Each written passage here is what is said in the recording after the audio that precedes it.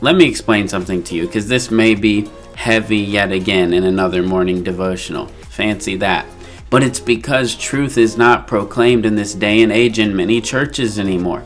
People just want to talk all about God doesn't have a fluffy side, but they take the good side of God and turn it into fluffy rather than we see his kind side, and we want to come to him. It's like we want a fluffy pat on the back from God that excuses us from seeking him, that excuses us from wanting to pursue him and know him. But God is so wonderful and rich and kind and merciful.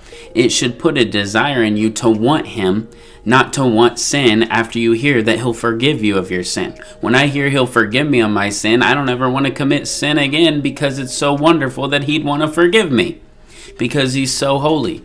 So we've got to have both sides of it. But today, yet again, I'm gonna go on the side of Jesus telling us to count the cost. And many people don't understand this scripture. They'll say, Sam, well, isn't it better that somebody be in church than they not be in church at all? And I say, no, actually not. Not if they're going to continue to sit there and never choose to follow Jesus Christ.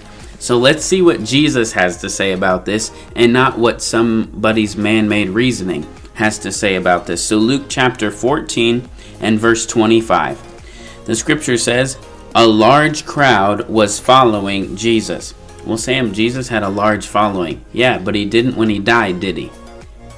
Everybody deserted him, even his 12 disciples who were the closest people to him. Okay?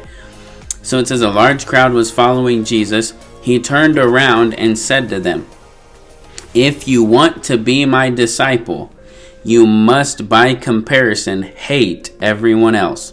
Your father and mother, your wife and children, your brothers and sisters, yes, even your own life. Otherwise, you cannot be my disciple. And if you do not carry your own cross and follow me, you cannot be my disciple. That does not sound like that is something easy to accomplish. You'll hear